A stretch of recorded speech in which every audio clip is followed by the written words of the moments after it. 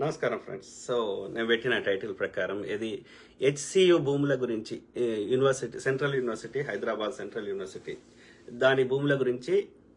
అంటే ఈ ఒక్క విషయాలనే కాదు, మీరు అబ్జర్వ్ చేయండి. ఈ లాస్ట్ 1.5 year నుంచి కాంగ్రెస్ ప్రభుత్వం వచ్చినప్పటి నుంచి ఏ అభివృద్ధి చేద్దామన్నా అడ్డుపడుతున్నారు. మరి కేసీఆర్ గారు మల్లన్న సాగర్ గురించి గొడగొడ ఏడుస్తుంటే కూడా మినిమం కాంపెన్సేషన్ ఇచ్చిండా?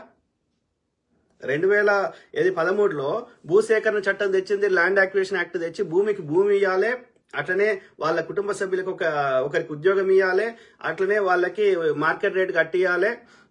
ఇవన్నీ మనము 2013లో కాంగ్రెస్ ప్రభుత్వం, అప్పుడున్న యూపీఏ ప్రభుత్వం ఇది యొక్క భూసేకరణ చట్టం తెచ్చింది, ల్యాండ్ అక్విజిషన్ యాక్ట్. ఓకే, తెస్తే 2013లో తెస్తే దాన్ని తూట్లు ఓడుస్తూ ఒక జీవో తెచ్చి వాళ్ళు గొడగొడ ఏడుస్తుంటే కూడా మినిమం కాంపెన్సేషన్ ఇవ్వలేదు కేసీఆర్ గారు. మల్లన్న సాగర్ బాధితులు ఇప్పుడు కూడా అడగండి, ఎర్రవెల్లి గ్రామం ఆ పరిసర ప్రాంతాల్లో మార్కెట్ రేటు 30 లక్షలు ఉంటే 6 లక్షలు ఇచ్చి చేతులు దుడుకున్నారు. వాళ్ళు ఇవాళ వచ్చి నీతులు చెప్తున్నారు. కోకాపేట్ల 100 కోట్లకు ఎకరం అని వాళ్ళే కొనుక్కున్నారు. 100 కోట్లు లేనే లేదు అక్కడ. ఎవరి దగ్గర ఉన్నారా 100 కోట్లు పెట్టి ఒక ఎకరం ల్యాండ్ కొనుక్కునే పరిస్థితి? భూముల రేట్లు భూములంతా మీరు గుంజుకొని భూముల రేట్లు కృత్రిమ కొరతను సృష్టించి భూముల రేట్లు పెంచేసి ఇవాళ కాంగ్రెస్ ప్రభుత్వం వచ్చినాక రియల్ ఎస్టేట్ పడిపోయింది అంటే కాదు. నార్మల్ గా ప్రజలకున్న సంపద పెరిగినట్టుగా భూముల రేట్లు పెరిగితే ఎవడైనా కొనుక్కుంటాడు. సంపద ఆ రేట్ల పెరిగిందా?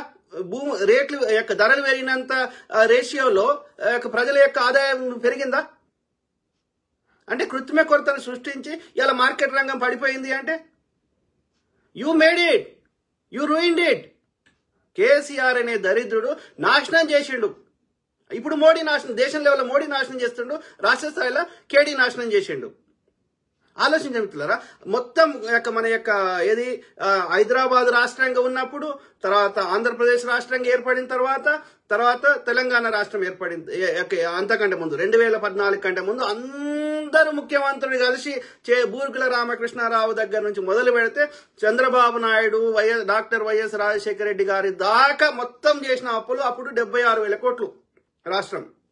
డాక్టర్ వైఎస్ రాజశేఖర రెడ్డి గారి హయాంలో కేసీఆర్ గారి చేయిలో పెట్టినప్పుడు రాష్ట్ర మన తెలంగాణని ఆ కాంగ్రెస్ ప్రభుత్వం అప్పుడు పరిపాలించినప్పుడు ఇది మిగులు బడ్జెట్ ఉండే.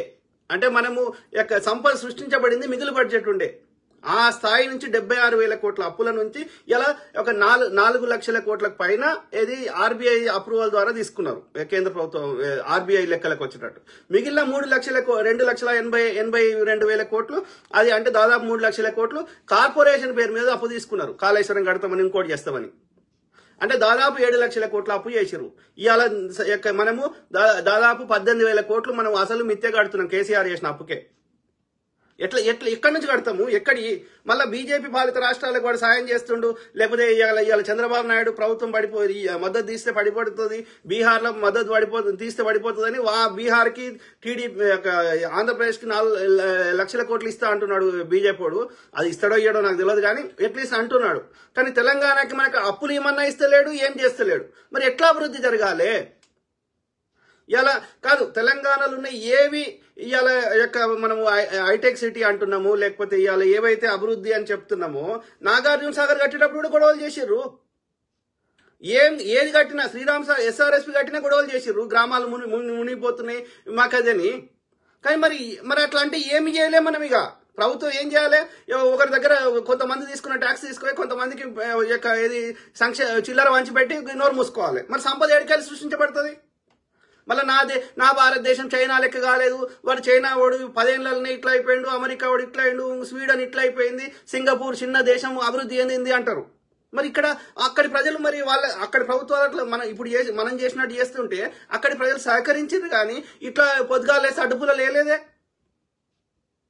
అంటే మీరు చేస్తే సంసారము, అదే పక్కోడు చేస్తే వ్యభిచారం. ఇంత దిగజారుడు ప్రజల మీద ప్రేమ లేకుండా ఇంత దిగజారుడు ఇదే బీజేపీ. ఇదే కిషన్ రెడ్డి అవల నా కొడుకుని అడుగుతున్నా, రే నుచ్చనా కొడుక చెప్పురా, గుజరాత్ ఈజ్ ప్రోగ్రెసింగ్ అని చెప్పి అందరూ బిజినెస్ పీపుల్ ని పిలిచి గుజరాత్ లో మీటింగ్ పెట్టిండా లేదా ఇదే నరేంద్ర మోడీ అక్కడ సీఎం గా ఉన్నప్పుడు? దయచేసి చెప్పండి. పెట్టి అక్కడ గుజరాత్ ప్రోగ్రెసివ్ అని ఒక ఫేక్ ప్రచారం చేసి అక్కడ ఏది పెట్టుబడుల అంత మోసం చేసిండు. దాంతో పాటు ఇప్పుడు మూసీ రివర్ ఫ్రంట్ అభివృద్ధి చేద్దామంటే అటు ఇదే బీజేపీ బీఆర్ఎస్ అడ్డు పడుతుంది. మరి ఇదే చెప్పురా కిషన్ రెడ్డి అవల నా కొడుక సాబర్మతి రివర్ ఫ్రంట్ అని కట్టిండా లేదురా అక్కడ మోడీ గుజరాత్ లా చెప్పడు. అక్కడ నర్మదా బచావత్ ఆందోళన అని ఎన్ని రోజులు జరిగింది? సర్దార్ సరోవర్ డ్యామ్ కట్టవద్దు, అక్కడున్న వన్యప్రాణులు అక్కడున్న చెట్లు అన్ని పోతున్నాయి అని చెప్పి ఆమె పేరేంది, ఆమె పేరు నేను మర్చిపోతే, ఆమె ఎన్ని రోజులు నేను మర్చిపోతే, ఆమె ఫేమస్, ఆమె మేధా పాట్కర్ ఎన్ని రోజులు ఈ ఉద్యమాలు చేసిర్రు? వాళ్ళ గోడు 1% పట్టించుకున్నారా? కానీ తెలంగాణలో ఏం కడతామన్నా ఏం చేద్దామన్నా బీఆర్ఎస్ వస్తాడు, బీజేపీ వస్తాడు, దానికి తోడు ఇంతో కొంత కమ్యూనిస్ట్ భావజాలం ఉంది అని చెప్పుకున్నటువంటి సోకాల్డ్ జర్నలిస్టులు అని చెప్పుకునే వాళ్ళు కూడా పొద్దుగాలేసి బీఆర్ఎస్ సంఖ్య నాకుతున్నారు. ఎందుకని? వీళ్ళు కూడా ఈ కమ్యూనిస్ట్ భావజాలం అని ఒకప్పుడు చెప్పుకున్న వాళ్ళు కూడా no longer they are communist, చిల్లరకు అమ్ముడు పోతుర్రు. ఇదే తులసి చంద్ గారు ఎన్నిసార్లు ప్రతి దగ్గర తెలంగాణ ప్రజలను తప్పుదో పట్టిస్తుంది. ఎంతవరకు కరెక్ట్? ఇథనాల్ ప్లాంట్ పెడదామంటే అమాయక ప్రజల్ని అలాకెళ్ళి విషవాయువులు వస్తున్నాయి, ఇంకోటి వస్తున్నాయి అంటారు. మహారాష్ట్రలో విషవాయువులు రానప్పుడు, ఆంధ్రప్రదేశ్లో విషవాయువులు రానప్పుడు, ఢిల్లీలో విషవాయువులు రానప్పుడు ఒక్క తెలంగాణలో వస్తాయి అలాకెళ్ళి విషవాయువులు. అది ఫర్మెంట్ ప్రాసెస్. ఒక ఆల్కహాల్ ఎట్లా తయారు చేస్తున్నామో ఈ వేస్ట్ మెటీరియల్ అంతా కుల్లబెడుతున్నాం. కుల్లబెడితే అలాకెళ్ళి ఈ పెట్రోల్ లాంటిది వస్తుంది, దాన్నే ఇథనాల్ అంటారు. అలాగే ఏడకెళ్ళి విషవాయువులు వచ్చారా? అదేమన్నా మనము రబ్బర్ కాల పెడుతున్నామా, ఇంకోటి ఏదైనా చేస్తున్నామా? బయో అంటే ఈ జీవానికి సంబంధించిన వేస్ట్ మెటీరియల్, అంటే ఇప్పుడు చెరుకు ఏవైనా ఉంటాయి కదా అన్ని, మనకి రైతులు ఢిల్లీలో ఏం చేస్తారు, కాల పెడతారు అవన్నీ, ఆ ఎండిపోయిన గడ్డిని, దాన్ని మనము కుల్లబెడుతున్నాం. కుల్లబెడితే వాళ్ళకెళ్ళి ఆల్కహాల్ వస్తుంది, ఈ మనం ఇథనాల్ వస్తుంది. ఆ ఇథనాల్ ని మనము పెట్రోల్ లెక్క వాడుకుంటున్నాం. దానివల్ల విదేశాల నుంచి మనం ఇంపోర్ట్ చేసుకోవాల్సిన అవసరం లేదు. రైతులకు లాభం వస్తుంది. అట్లనే మన పైసలు అరబ్ దేశాలకు పోవాల్సిన అవసరం లేదు. అన్ని రాష్ట్రాలు ఎక్కువ ఇథనాల్ ప్లాంట్స్ మహారాష్ట్రలో ఉన్నాయి, అమెరికాలో ఉన్నాయి. ఎవరికి ఏ ప్రజలకు సమస్య వస్తలేదు. కానీ తెలంగాణలో పెడదామంటే ఇదే తులసి చంద్ పోయి ఫస్ట్ పడుతుంది. ఈ అమాయక ప్రజలను తప్పుదో పట్టిస్తుంది. ఇక ఇప్పుడు ఈ భావజాలానికి వాళ్ళకి పర్సనల్ వ్యక్తిగతంగా వాళ్ళకున్న కాంటాక్ట్స్ ద్వారా ఈ అరగోపాల్ సార్ని, సంజయ్ అక్కని, ఇంతో కొంత మిగిలిపోయిన కమ్యూనిస్టు భావజాలము అని చెప్పుకునే వాళ్ళని అందరినీ తప్పుదో పట్టిస్తుంది తులసి చంద్ గారు. తమిళనాడులో ఎన్ని కేంద్ర ప్రాజెక్టులు ఉన్నాయి? తమిళనాడులో నేవీ రేడార్ మన తెలంగాణలో పెడదామన్న, దామగుండంలో పెడదామన్న రేడార్ కేంద్రం అక్కడ ఉంది. విశాఖపట్నంలో నేవీ కేంద్రం ఉంది. దేశ రక్షణ కంటే ముఖ్యమా? దేశ రక్షణ లేకపోతే మొత్తం భారతదేశాన్ని కూడా కొట్టేస్తాడు కదా. దేశ రక్షణ కంటే ఈ చెట్లు గిట్లు అని చెప్తున్నదంతా అదొక రీజన్, చెట్లు కాదు బిట్లు కాదు.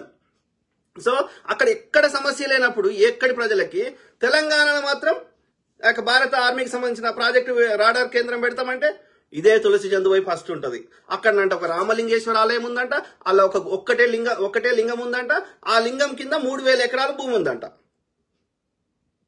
అంటే నువ్వు జర్నలిస్టు అమ్మా, నీకు ఒక బాధ్యత ఉన్నది. నువ్వు జర్నలిజం చేసినావు. నేనంటే అందరు దొంగల తక్కువ దొంగ కాంగ్రెస్ అని మద్దతు ఇస్తున్నది. కానీ నేను జర్నలిజం చేయలేదు, నేను జర్నలిస్ట్ అని చెప్పుకుంటలేను. ఒక విశ్లేషకుడిని, ఒక విషయాన్ని విశ్లేషించి ప్రజలకు అర్థమయ్యి చెప్పడానికి ప్రయత్నం చేస్తున్నా, ప్రజల మీద ప్రేమతోటి. కానీ నువ్వు జర్నలిజం వృత్తి చేస్తున్నావు. You are a professional, you have a social obligation. కానీ ప్రజల్ని తప్పుదో పట్టిస్తా అంటే ఆ మాత్రం అర్థం చేసుకునే స్థాయిలో ప్రజలు ఉన్నారా? ఐ సపోర్టెడ్ యూ తులసి చంద్ గారు, ఐ సపోర్టెడ్ యూ. ఎందుకంటే నువ్వు బీజేపీ తప్పిదాలను సామాన్యులకు అర్థమయ్యే భాషలు చెప్పడంలో నువ్వు మంచిగా చెప్పినావని నేను సపోర్ట్ చేసిన, అంతవరకే. కానీ తెలంగాణలో ఏ అభివృద్ధి చేద్దామని అడ్డుపడతామంటే ఇప్పుడు అన్వేష్ అనేటోడు ఉన్నాడు. నిజంగా చెప్పండి మిత్రులారా, ఆ అన్వేష్ అనేటోడు వాడు ఏమంటాడు, నేను నెలకి ₹1,00,00,000 1,30,00,000 సంపాదిస్తున్నా అంటున్నాడు. అన్నప్పుడు వాడు మళ్ళా నేను ఎవరెస్ట్ గుట్టెక్కుతా, కిలిమంజారో గుట్టెక్కుతా, లేకపోతే అంటార్క్టిక్ పోతా, నాకు పైసలు ఇవ్వండి అని ఎందుకు అడుక్కుంటాడు చెప్పండి? Common sense, right? వాడు అన్ని దేశాలకు, ఇప్పుడు అమెరికా పోవాలంటే లక్షలలో ఉంటుంది టికెట్, ఇంకో దేశం పోవాలంటే మరి వాడేమో లక్షలలో పెట్టి తిరుగుతాడు. ఇప్పుడు ఆ పోరీలను వాడు ఏ వీడియో చూడు పోరీలదే ఉంటుంది, ఏముండదు. ఆ డేటింగ్ యాప్ లో పోయినా ఇలా పోయినా ఇక ఇది జెసికా, ఇది మెలిసా, ఇది ఇంకోతి, ఇక దాని గుంట తొంట అనుకుంటా దాన్ని అది ఉట్టిన అవుతుందా చెప్పండి? దాని టైం పాస్ కోసం వీడే అందగాడు ఉన్నాడు, వాళ్ళ దేశ పనులు లేరని వీని దగ్గరకు వస్తుందా? అది పెయిడ్ వ్యభిచారిణులు. ఓకే, వానికి డే అంతా తిరుగుతుంది, రాత్రి వానికి ఎప్పుడు కావాలన్నప్పుడు సుఖం ఇస్తుంది, పైసలు ఇస్తే వండుకుంటాడు. వాడు చేసేదే వ్యభిచారం చేస్తున్నాడు, వాడే చెప్పుకున్నాడు, పబ్లిక్ నే చెప్పుకుంటున్నాడు. ఏమని, నేను ఇక నాకు కూడా వయసు మీద పడుతుంది, వండుకున్నానికి ఒకటే కూర, అరుక్కున్నానికి 60 కూరలు, వాడే చెప్పుకుంటున్నాడు. వాడిని ఇంటర్వ్యూ చేస్తుంది తులసి చందు. వాడంటే ఆదర్శం అంట. ఎంత దౌర్భాగ్యం. మళ్ళా వాడు చూడు, ఒక లోకల్ బాయ్ నాని గాని తప్ప మిగతా వాళ్ళందరినీ తెలంగాణలోనే టార్గెట్ చేస్తుంటాడు. నేను బెట్టింగ్ యాప్ల గురించి చెప్పిన, అది ఎవడు ఫ్రీగా పైసలు ఇవ్వడరా, అది ప్రభుత్వాలు బ్యాన్ చేయాలరా, ఎవడైతే ఆ కంపెనీలు పెట్టిండో వాళ్ళని బ్యాన్ చేయాలరా, ఈ మధ్యలో పొరగాలని అది సిగరెట్ కంపెనీ తయారు చేసిన చర్యలు తీసుకోవాలి. కానీ వాడు కూడా అడ్వర్టైజ్మెంట్ ఇస్తున్నాడు. మరి ఇవాళ కోకు తాగమని ఇదే మహేష్ బాబు ఇంకోటి చెప్తున్నాడు కదా. మరి ఆ స్వీట్ బెవరేజెస్ మంచిది కాదు, చైల్డ్ ఒబేసిటీ వస్తుందని చెప్తారు కదా. కాబట్టి దాని మీద అందుకే డిస్క్లైమర్ రాస్తారు కదా, సిగరెట్ డబ్బా మీద పెద్దగా రాస్తారు కదా. అయినా కొనుక్కుంటాడు. మందు బాటిల్ కూడా మద్యం సేవించుట ఇదే అదే అని రాస్తారు కదా, అయినా కొనుక్కుంటూనే ఉంటారు కదా. కాబట్టి సోర్స్ని కొట్టకుండా మధ్యలోని అంటే మళ్ళీ ఆంధ్రాలో కూడా ప్రమోట్ చేసిర్రు. వాళ్ళని ఎవరిని ఏమంటలేడు వాడు అన్వేష్ గాడు, ఒక్క లోకల్ బాయ్ నాని తప్ప. మిగతా వాళ్ళందరూ ఇమ్రాను, శివజ్యోతి, ఇంకోరు అందరు చేసిర్రు. మళ్ళా వీళ్ళు ఈ 5-6 అందరు చేసిర్రు. శివజ్యోతి BMW కారు కొనుక్కున్నా వీనికే నొప్పి అవుతుంది. అంటే ఎవరి దగ్గర పైసలు ఉండదు, అందరు బికారు లెక్క ఉండాలనా? తెలంగాణ ప్రజలందరూ బికారు లెక్క ఉండాలనా? I don't understand. వాడు ఈర్ష్య ఉన్నాడు, ఇప్పుడే లేడు కదా. వాడు రవి ట్రావెలరు, ఉమా ట్రావెలరు, వానికి ట్రావెల్ చేస్తే వానికి వ్యూస్ వస్తే వీనికి మనసు పట్టదు. ఇంత దౌర్భాగ్యం ఏందిరా అయ్యా? I don't understand. అంటే పక్కోడు మంచిగా అయితే వానికి మనసు పట్టదు అన్నట్టు వాని గుణం అది ఉంది. అర్థమైందా మిత్రులారా? వాడిని ఇంటర్వ్యూ చేస్తుంది, వాడిని ప్రమోట్ చేస్తుంది తులసి చందు.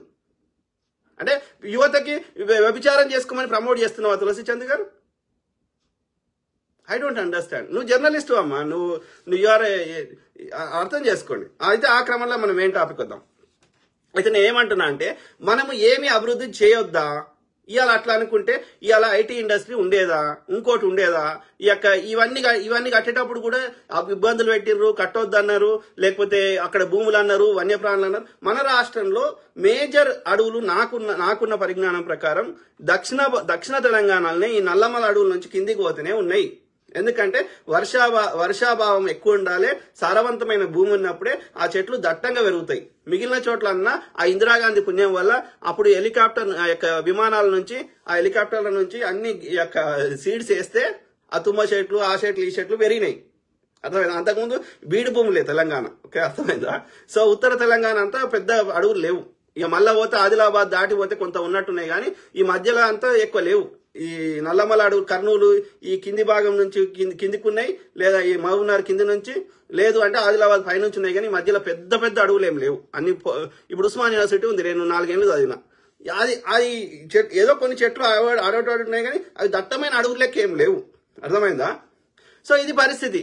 ఏది ఏమైనా మనకు ప్రభుత్వానికి ఏదైనా అభివృద్ధి చేయాలంటే భూమి కావాలన్నప్పుడు తప్పదు. కేసీఆర్ గారు ఫార్మా ఇండస్ట్రీ పెడతా అంటే ఇప్పుడు ఏది అరణ్య భూముల గురించి ఇంత క్రియేట్ చేస్తారు కదా. మరి కేసీఆర్ గారు ఫార్మాసిటీ పెడతామంటే, మల్లన్న సాగర్ చేద్దామంటే పంట భూములని కదా, ప్రజలు నివాసం ఉంటున్న భూములని కదా తీసేసింది. అక్కడ ఫార్మాసిటీ పెడదామని పంట భూములను కదా తీసుకున్నది, పచ్చని పంట భూములను కదా. అవునా కాదా? ఇదే ఈ కంచె గచ్చిబౌలిలా 50 ఎకరాలు కేసీఆర్ గారు మై హోమ్ విహంగాకు మై హోమ్ రామేశ్వరరావుకి ఇచ్చిండా లేదా? ఇదే అడుగుడు మఠాధిపతి వస్తే, వాడు విశాఖపట్నం చెందినవాడు, ఆయన పేరేందో ఉండని మర్చిపోతే, వానికి 2 ఎకరాలు ఇచ్చిండు. ఇక వీడున్నాడు కదా చిన్నజీఆర్, వానికి 100 ఎకరాలు ఇచ్చిండు. వీటిని ఏమంటారు? వాడు చేస్తే సంసారం అంట, పక్కోడు కాంగ్రెస్ ఎవరికన్నా వాడి చుట్టమనికి ఇస్తా అంటుండా? అదే ఎట్లయితే ఐటీ ఇండస్ట్రీ కట్టుకున్నామో అట్లా ఎట్లయితే ఇవాళ విప్రో వచ్చింది, ఎట్లా వచ్చింది? అప్పుడు సెజ్జులు అనే కాన్సెప్ట్ పెడితే డాక్టర్ మన్మోహన్ సింగ్ గారి హయాంలో అట్లా అభివృద్ధి జరిగినాయి అవన్నీ. మనం బిల్డింగ్లు కట్టి అన్ని కట్టి వాళ్ళకి మనము అన్ని ఇన్సెంటివ్స్ ఇస్తే వాళ్ళు వచ్చి ఇక్కడ వ్యాపారాలు చేసారు. అట్లా ఎంతో మంది బతుకుతున్నారు. డైరెక్ట్ ఉద్యోగాలు 1,00,000 వస్తే ఇండైరెక్ట్ ఉద్యోగాలు 10 లక్షలు వస్తాయి. ఒక సాఫ్ట్వేర్ వానికి మనం ఉద్యోగం ఇస్తే ఒక వానికి నెలకు ₹1,00,000 వచ్చినట్టు చేస్తే ఆ 1,00,000 వాడు దాచిపెట్టుకోడు. హోటల్లో పోయి తింటాడు, లేకపోతే ఐరన్ చేయించుకుంటాడు, ఒక సాకలైన బతుకుతాడు, ఒక బట్టలు ఉతికటైన బతుకుతాడు, బట్టలు ఇస్త్రీ చేసేటైన బతుకుతాడు, హోటల్ టీ అమ్మటైన బతుకుతాడు, అందరు బతుకుతారు. సో మాకు ఏది మనకు ఐటీఐఆర్ ప్రాజెక్ట్ ఇలాంటి ఇయ్యలేదు. ఇలా ఇంకో ఔటర్ రింగ్ రోడ్ కట్టితే ఎంత ఫెసిలిటీస్ వచ్చినాయి. ఔటర్ రింగ్ రోడ్ కట్టినప్పుడు ఓన్గా భూములు పోయి ఉంటాయి కదా. I don't understand. అంటే ఏం అభివృద్ధి చేయొద్దా నాకు అర్థం కాదు. ఆలోచించండి దయచేసి. అది ఎవరికి ఇయ్యలే. టీజీఐఐసి అంటే తెలంగాణ ఇండస్ట్రియల్ ఇన్ఫ్రాస్ట్రక్చర్ కార్పొరేషన్ అనే సంస్థకి, అంటే తెలంగాణకి ఇలా ఎన్నో వందల కార్పొరేషన్ ఉన్నాయి కదా తెలంగాణ ప్రభుత్వం నడిపిస్తుంది, ప్రభుత్వ రంగ సంస్థలు. అందులో ఇండస్ట్రియల్ ఇన్ఫ్రాస్ట్రక్చర్ అంటే అభివృద్ధి చేయడానికి, ఇన్ఫ్రాస్ట్రక్చర్ ని డెవలప్ చేయడానికి ఈ భూమిని ట్రాన్స్ఫర్ చేయడం జరుగుతుంది. ఇంకోటి చెప్పండి దయచేసి, ప్రభుత్వము ప్రభుత్వం పేరు మీద లేని భూములు ప్రభుత్వం ఇవ్వగలుగుతుందా నాకు చెప్పండి. ఇలా మనం ఎన్నో కట్టాలనుకుంటున్నాం. ఇవాళ outer ring road regional ring road కట్టాలనుకుంటున్నాం. దానికి భూమి కావాలంటే మనం ఏం చేస్తున్నాం, ప్రజల్ని బతిలాడి వాళ్ళకి సరైన కాంపెన్సేషన్ ఇస్తాం రా అయ్యా మాకు భూమి ఇవ్వండి అని వాళ్ళు బతిలాడుకుంటున్నామా లేదా? అంటే ఆ భూమి ప్రభుత్వం పేరు మీద లేదు కదా. అంటే ప్రభుత్వం పేరు మీద లేని భూములను ప్రభుత్వం ఇవ్వలేదు. వాళ్ళు సరైన కాంపెన్సేషన్ ఇచ్చి వాళ్ళని ఒప్పించి కొనుక్కోవాలి. అవునా కాదా? కాబట్టి ప్రభుత్వం ఎట్లా ఇవ్వగలుగుతుంది? అంటే ఇది ప్రభుత్వ భూమి కాదు అయితే ఎట్లా? ఇప్పుడు వాళ్ళు ఏమంటారు, హెచ్సియు భూమి అంటున్నారు. హెచ్సియు భూమి అయితే ప్రభుత్వం ఎట్లా ఇవ్వగలుగుతుంది? ప్రభుత్వంకి ఏం హక్కు ఉంటుంది? సో చరిత్ర ఏంది అంటే 2004 వరకు అది హెచ్సియు భూమిలే. కానీ హెచ్సియు యాజమాన్యము ఆ 2004లో అప్పుడు ఉన్నటువంటి ముఖ్యమంత్రి గారు అయినటువంటి ఉమ్మడి ఆంధ్రప్రదేశ్కి ఉన్న ముఖ్యమంత్రి గారు అయినటువంటి నారా చంద్రబాబు నాయుడు గారు తన మిత్రుడో తనకి లేకపోతే ఆ దానం చేసిన భూమిలో తనకు వాటా ఇస్తా అన్నాడో ఏమన్నాడో మనకు తెలియదు. ఒక స్పోర్ట్స్ కు సంబంధించినటువంటి డెవలప్మెంట్ చేయడానికి ఈ ఏం చేసిండ్రు అంటే అప్పుడు 2004లో ఫిబ్రవరిలో ఈ 500 సమ్ చిల్లర ఉంది, 543 ఎంతనో ఉంది. ఓకే, సో అన్ని ఎకరాల భూమిని ఏది తెలంగాణ అప్పుడున్న ఆంధ్రప్రదేశ్ ప్రభుత్వానికి ట్రాన్స్ఫర్ చేశారు. ఆ 543లకి వెళ్ళి 400 ఎకరాల భూమిని ఐఎంజీ భారత్ అని ఒక బిల్లీ రావు అనేట ఆయనకి నారా చంద్రబాబు నాయుడు గారి దోస్తో వీనికి వాటాలు ఇస్తాడనో ఒక ఫేక్ కంపెనీకి ఆ భూమిని ట్రాన్స్ఫర్ చేశారు. ట్రాన్స్ఫర్ చేస్తే అగ్రిమెంట్ ప్రకారం ఏంటంటే ఆ 400 ఎకరాల భూమిలో వాడు స్పోర్ట్స్ కాంప్లెక్స్ లో అవన్నీ వాడు ఏదైతే అగ్రిమెంట్ చేసిండో దాని ప్రకారం డెవలప్ చేయాలని దాని సారాంశం. కానీ వాడు 2 ఏళ్ళైనా కానీ ఎలాంటి అభివృద్ధి చేయలేదు. అంటే అర్థమైంది, ఆ భూమిని వాడు కొట్టేయాలని ప్రయత్నం చేసిండు అనేది క్లియర్గా అర్థమవుతుంది. ఇవాళ అట్లా లెక్క పెడితే నానగ్రామ్ గూడాలు, ఇవాళ పద్మాలయ స్టూడియోలు, ఇంకో స్టూడియోలు, అవన్నీ ఇలా బంజారా హిల్స్, జూబ్లీహిల్స్ అన్ని భూములు వేరే పర్పస్ అని చెప్పి తీసుకొని అన్ని కబ్జాలు పెట్టినాయి. ఇలా లక్షల ఎకరాలు వాళ్ళ చేలో ఉన్నాయి. వాటి వర్త్ లక్షల కోట్లు అవుతాయి. అర్థమైందా? ఆ క్రమంలో వాడు భూమి ఈ కంపెనీ పేరు మీద ఆ చంద్రబాబు నాయుడు 400 ఎకరాలు ఐఎంజీ భారత్ అనే తన దోస్తుకి ట్రాన్స్ఫర్ చేసి దాన్ని ఏది అంటే 2004లోనే ఒప్పందం అయిపోయింది. 2004లోనే ఆ భూమి హెచ్సియుకి సంబంధం లేదు. అయితే ఆ 400 ఎకరాలు తీసుకుంటే హెచ్సియుకి వేరే దగ్గర అంటే గోపన్పల్లిలో 397 ఎకరాలు వాళ్ళకి ఇవ్వడం జరిగింది దాని కాంపెన్సేషన్ గా. ఈ భూమి ప్రైమ్ లొకేషన్ ఉంది, దానికి వేరే పర్పస్ వాడుకుందామంటే హెచ్సియు యాజమాన్యం ఒప్పుకుంటే ఆ విధంగా ఆ వేరే గోపన్పల్లిలో 397 ఎకరాలు ఇవ్వడం జరిగింది. అంటే ఈ భూమి నో లాంగర్ హెచ్సియుకి సంబంధం లేదు. 2004లోనే ఆ బంధం తెగిపోయింది. తెగిపోయినాక మళ్ళీ ఇవాళ అయితే ఆ బిల్లీ రావు అనేటోడు ఏం చేసిండు అంటే అయితే ఏమైంది, 2 సంవత్సరాల దాకా వాడు ఎలాంటి అభివృద్ధి చేయలేదు బిల్లీ రావు అనేటోడు. చేయకపోతే అప్పుడు 2004లో కాంగ్రెస్ ప్రభుత్వం వచ్చినాక 2006లో నవంబర్లో డాక్టర్ వైఎస్ రాజశేఖర రెడ్డి గారు వీడేం అభివృద్ధి చేస్తలేడు, ఇదంతా ఫేక్ కంపెనీ ఉంది అని చెప్పి ఆ అగ్రిమెంట్ రద్దు చేసి ఆ భూమిని బాకి తీసుకుంటే వాడేం చేసిండు, ఆ బిల్లి రావు అంటాడు కోర్టులో కేసు వేసిండు హైకోర్టులో. ఏమని, ఇది నాకు కేటాయించబడ్డది, ఈ భూమిని నాకు ఈ పర్పస్ చేసినా నేను అభివృద్ధి చేస్తా, నాకే ఇయ్యాలని కోర్టులో కేసు వేస్తే అది కోర్టుగా ఏంది కాలం అది తీర్పులు రాకుండా దాన్ని కేసును లేట్ చేసి 2024లో హైకోర్టు తెలంగాణ 10 ఏళ్ళు కేసీఆర్ కొట్లాడలే. తర్వాత ఇప్పుడు రేవంత్ రెడ్డి గారు వచ్చిన తర్వాత కాంగ్రెస్ ప్రభుత్వం వచ్చినాక ఆ కోర్టులలో కేసులు వేసి కొట్లాడితే అది కాంగ్రెస్ ప్రభుత్వంకి అనుకూలంగా హైకోర్టులో తీర్పు వచ్చింది. వస్తే ఆ బిల్లు రావుకు మనసం పడతలేదు. ఎందుకంటే ఈ 400 ఎకరాలు ఇంటూ ఒక 50 కోట్లు వేసుకో ఎకరానికి తక్కువ. సో అంటే 20,000 కోట్లు ఎంత అవుతుంది తక్కువ ఇంకెక్కువనే 40,000 కోట్లు అంటారు. 20,000 కోట్ల పైన ఉంటుంది, 30,000 కోట్లు ఎంత అంటారు. కానీ ఎంతైనా సరే పెద్ద అమౌంట్ కదా. సో ఆ బిల్లు రావు ఏం చేసిండు, ఆయనకు నచ్చక ఆ కేసుని సుప్రీంకోర్టులో మళ్ళీ అప్పీల్ చేసిండు. చేస్తే సుప్రీంకోర్టులో కూడా మన కాంగ్రెస్ ప్రభుత్వం సీఎం రేవంత్ రెడ్డి గారు అక్కడ సరైన న్యాయవాదులను పెట్టి వాళ్ళ కేసు కొట్లాడితే ఆ కేసు మళ్ళీ ప్రభుత్వానికి అనుకూలంగా తీర్పు వచ్చింది. ఏమని, నువ్వేం అభివృద్ధి చేస్తలేవు కాబట్టి నీది ఫేక్ కంపెనీ కాబట్టి ఈ భూమి ప్రభుత్వానికి ఏందని వచ్చింది. కేసు 20 ఏళ్ల తర్వాత అది ప్రభుత్వానికి అనుకూలంగా వచ్చినాక రేవంత్ రెడ్డి గారు ఈ భూమిని మనం ఒక సద్వినియోగపరుస్తామని తెలంగాణ TGIIC అంటే తెలంగాణ ఇండస్ట్రియల్ ఇన్ఫ్రాస్ట్రక్చర్ కార్పొరేషన్ కి పేరు మీద ఇక్కడ అభివృద్ధి చేద్దాము, ఇన్ఫ్రాస్ట్రక్చర్ డెవలప్ చేద్దాము, ఫ్యూచర్ సిటీ చేద్దాము అన్న పిల్లలకు ఉద్యోగాలు వస్తాయి అన్న ఉద్దేశంలో మన తెలంగాణ అభివృద్ధి చెందుతుందని ప్రయత్నం చేస్తున్నాడు. ఆ భూమిని వాళ్ళ తమ్మునికో వాళ్ళ అన్నకో వాళ్ళ చుట్టాలకో ఎవరికన్నా రాసిస్తే కొట్లాడదాం. అది తెలంగాణ ప్రజలకు సంబంధించిన సమస్య. అది తెలంగాణ ప్రజల భూమి అంటే తెలంగాణ 4 కోట్ల మంది తెలంగాణ ప్రజల అందరి సమస్య. అది ఒక హెచ్సియు విద్యార్థుల సమస్య కాదు అది.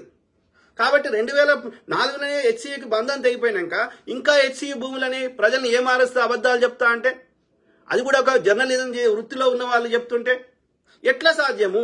మన మిలిటరీ అది బొల్లారంలా సికింద్రాబాద్ లా ఆ భూమి రాష్ట్ర ప్రభుత్వానికి ఇయ్యండి అయ్యా, మీకు వేరే దగ్గర ఈ దామగుండం దీనికి సంబంధించి ఇస్తాము అంటే ఆ కేంద్ర ప్రభుత్వాన్ని ఒప్పించుకున్న తర్వాత మనకు వచ్చింది కదా. అంతవరకు ఆ భూమి రాష్ట్ర ప్రభుత్వానికి లేదు కదా. అవునా కాదా? సో అంటే రాష్ట్ర ప్రభుత్వానికి తన పేరు మీద భూమి లేకపోతే, భూమి కావాలంటే రైతుల దగ్గర సామాన్యుల దగ్గర అయితే వాళ్ళకి సరైన కాంపెన్సేషన్ ఇచ్చి వాళ్ళ దగ్గర కొనుక్కోవాలి. ప్రజల దగ్గర సామాన్యుల దగ్గర లేదు. కేంద్ర ప్రభుత్వం అధీనంలో ఉంటే కేంద్ర ప్రభుత్వాన్ని బతిలాడుకోవాలి, వాళ్ళతో అగ్రిమెంట్ చేసుకోవాలి. వాళ్ళకి దానికి బదులు వేరేది ఇచ్చడో లేకపోతే వాళ్ళకు కూడా కాంపెన్సేషన్ ఇచ్చడో ఏదో ఒక అగ్రిమెంట్ చేసుకోవాలి. అంటే రాష్ట్ర ప్రభుత్వం దగ్గర తన పేరు మీద లేని భూమిని రాష్ట్ర ప్రభుత్వము ఎట్లా తను ఇవ్వగలుగుతుంది? అది ఎట్లా సాధ్యము? అది హెచ్సియు భూమి మీద భూమి ఎందుకు రిజిస్టర్ కాలేదు? డెఫినెట్లీ ఉన్నది భూమి. ఎవరు చెప్పారు? అట్లా కాదు. అయితే హెచ్సియు యూనివర్సిటీ తీసేసి రాష్ట్ర ప్రభుత్వం ఏమని వేయగలుగుతుంది? హెచ్సియు అనేది అది రాష్ట్ర ప్రభుత్వ సంస్థ కాదు, అది కేంద్ర యూజీసీ కింద వస్తుంది. కేంద్ర ప్రభుత్వ సంస్థ, అది కేంద్రం అధీనంలో ఉంది. కేంద్రం అధీనంలో ఉన్నటువంటి యూనివర్సిటీ భూములని రాష్ట్ర ప్రభుత్వానికి లాక్కునే హక్కు లేదు. అది రిజిస్టర్ కాలేదని అబద్ధం చెప్తున్నారు. అప్పుడు 1976లో కాంగ్రెస్ ప్రభుత్వమే ఆ యొక్క హెచ్సికి 1700 ఎకరాలు భూమిని కేటాయించింది. ఎట్లా పడితే అట్లా రాష్ట్ర ప్రభుత్వం తీసుకునే హక్కు లేదు. వాళ్ళతో అగ్రిమెంట్ చేసుకుని వాళ్ళు ఆ హెచ్సికి సంబంధించిన యాజమాన్యం అమ్మితేనే తీసుకున్నారు. అది ఆ బదలాయింపు వాళ్ళకి దానికి ప్రతిఫలంగా వేరే దగ్గర అన్ని ఎకరాలు ఇవ్వడం జరిగింది. ఇంచుమించు 400 ఎకరాలు. అర్థమైందా? కాబట్టి ప్రజల్ని ఏ మారుస్తా ఈ పెయిడ్ బ్యాచ్ను పెట్టి వాళ్ళకి చిల్లర ఇచ్చి ప్రజల దగ్గర ఉద్యమం చేపిస్తా ఫేక్ ఉద్యమాలంటే మరి ప్రభుత్వం ఏం చేస్తుంది? అరెస్టులు చేస్తుంది. నీకు ప్రభుత్వం చేస్తున్న తప్పైతే కోర్టుల కేసేయండి. ఇది న్యాయం లేదు. ప్రభుత్వం హెచ్సియు భూములను ఆక్యుపై చేస్తున్నది ఒక ఇమ్మీడియట్ గా ఇంటరిమ్ ఆర్డర్ తీసుకురండి. సింపుల్ కదా. తులసి గారు కోర్టుల కేసేయండి. ఇది ప్రభుత్వ భూమి కాదు, హెచ్సియు భూములు ప్రభుత్వం తీసుకునే హక్కు లేదని కోర్టుల కేసేయండి. అయిపోయింది కదా, సింపుల్ కదా. యూనివర్సిటీ భూములను ప్రభుత్వం ఇష్టమైన అది కూడా సెంట్రల్ యూనివర్సిటీ భూములను కేంద్ర ప్రభుత్వం ఆధీనంలో ఉన్న భూములను తీసుకునే హక్కు ఉందా ప్రభుత్వానికి? అంటే నువ్వు ఉన్నత స్థానంలో ఉన్న వ్యక్తులు కూడా ప్రజల్ని తప్పుదో పట్టిస్తా అంటే ఇక మరి ఎందుకు జర్నలిజం? అది కూడా మేము లెఫ్ట్ భావజాలం వచ్చి చెప్పుకుంటోళ్ళు. అరే కమ్యూనిస్టులు లేకపోతే ప్రశ్నించేటోళ్ళు లేరు అని బాధ మేము ప్రతి దగ్గర చెప్తుంటే ఇక మీరు ప్రశ్నించే వాళ్ళు కూడా గడ్డి తింటే ఏం చెప్తాం? నేను లెఫ్ట్ భావజాలం అని చెప్పుకున్న పవన్ కళ్యాణ్ ఇవాళ ఏం చేస్తున్నాడు? లెఫ్ట్ భావజాలం అని చెప్పుకున్న ఈటెల రాజేందర్ ఏం చేస్తున్నాడు? అందరు చిల్లర కమ్ముడు పోతా అంటే ఇక ప్రజల్ని కంచే చేను మేస్తే కాపలా ఉండేదోడ్రా. నాలంటోడా 7 సముద్రాల అవతలుండి నెత్తినోరు కొట్టుకోవాలన్నా. వెరీ అన్ఫార్చునేట్ మిత్రులారా. అందరూ నేను అబ్జర్వ్ చేస్తున్నా, వీడు వాడు పెద్ద స్థాయి వాడు చిన్న స్థాయి లేడు, అందరూ చిల్లర కమ్ముడు పోతున్నారు. ఇది ఇండియాలో ఇంత దరిద్రంగా ఎందుకు తయారైనరో నాకు తెలుస్తలేదు. గతంలో నేను చిన్నప్పుడు అట్లున్నప్పుడు లేకుంటే గింత గలీజ్ లేకుండా అందరూ ఎవరో ఊర్లో ఏదో ఊరి చివరికి ఎన్నో దొమ్మరి గుడిసెలు ఉండేటి. ఇవాళ యువతి పతివ్రతను యువతి ఇంకోతో తెలియని పరిస్థితి తీసుకొచ్చారు. అట్లా ఇవాళ అందరూ దొంగలే తయారయ్యారు. వీళ్ళు వాళ్ళని లేదు, అరే గోడు చిన్న దొంగ పెద్ద దొంగ అన్న ఫీలింగ్ కూడా పోతుంది రోజు రోజుకు. ఎవరిని నమ్మాలనో ఎవరిని నమ్మకూడదో తెలియని రోజులు వచ్చేసినాయి. Very unfortunate. అది మరి ఇది విదేశాలు ఇట్లా లేదు పరిస్థితి. ఎక్కడో హై లెవెల్లో జరుగుతాయేమో కానీ కింది స్థాయిలో ఇంత గలీజ్ లేదు. ఇప్పుడు అమెరికాలో ప్రతి ఒక్కడు కింది స్థాయిలో ఇంత గలీజ్ లేదు. అబద్ధం ఆడాలంటే 100 సార్లు కొందరు ఆడతారు కావచ్చు, కానీ మెజారిటీ ప్రజలు అబద్ధం ఆడాలంటే భయపడతారు, ఆలోచిస్తారు. అంతరాత్మకి తప్పు చెప్పుకోలేము, అంతరాత్మకి మోసం చేసుకోలేం కదా, పక్వానికి మోసం చేయగలుగుతాం. కానీ ఆలోచించగలుగుతున్నారు దయచేసి. ఓకే, కేసీఆర్ కూడా ఏది యొక్క భూములు అమ్మేండు, ఏది గ్రీనరీ గురించి. ఎస్, డెఫినెట్లీ గ్రీనరీని పెంచాల్సిన. ఇప్పుడు కాదు 111 యువ తెచ్చాడు కేసీఆర్. తెచ్చి అది ఎత్తేసినప్పుడు ఎవడు మాట్లాడలేదే. ఎన్ని చెరువులకు సంబంధించిన ఎన్ని చెరువులు ఉండే నిజాం కాలంలో, ఇలా ఏడికి పోయినాయి ఆ చెరువులని మొత్తం కబ్జాలు పెట్టేశారు. కేసీఆర్ వచ్చినాక ఎన్ని చెరువులకు కబ్జా పెట్టిండు, ఎన్ని పార్కులు కబ్జా పెట్టిండు, ఎక్కడ భూమిని వదిలిండా. కేటీఆర్ ఏమో ఏ స్త్రీని ఎక్కడ స్త్రీ కనిపిస్తే వదలలేదు. కేసీఆర్ ఏమో మైహోం రామేశ్వరరావు ఏమో ఎక్కడ భూమి కనిపిస్తే వదలలేదు. మళ్ళీ వాళ్ళు వచ్చేసి ఇవాళ నీతులు చెప్తుంటే అంటే కాంగ్రెస్ ప్రభుత్వం ఇలాంటి అభివృద్ధి చేయొద్దు, సంపద సృష్టించొద్దు, ప్రజలు బాగుపడొద్దు. గ్రీనరీ విషయంలో డెఫినెట్లీ అదొక డిఫరెంట్ ప్రాజెక్టు. దాన్ని ఎన్ని పార్కులు అయితే అన్ని పార్కులు, ఎంత సుందరమైన నగరం అయితే అది చేయాల్సిందే, ఎన్ని చెరువులు అయితే అన్ని తవ్వాల్సిందే, ప్రతి ఊరికి ఒక 4 చెరువులు ఉండాల్సిందే, గ్రీనరీని పెంచాల్సిందే. అక్కడక్కడ మినీ 1 ఎకరము 5 ఎకరాలు 10 ఎకరాలు ఎంత భూమి దొరుకుతుందో అంత సిటీ మధ్యలో అయినా సరే 1 ఎకరం దొరికినా సరే దాన్ని ఒక ఉద్యానవనం లెక్క చేయాల్సిందే.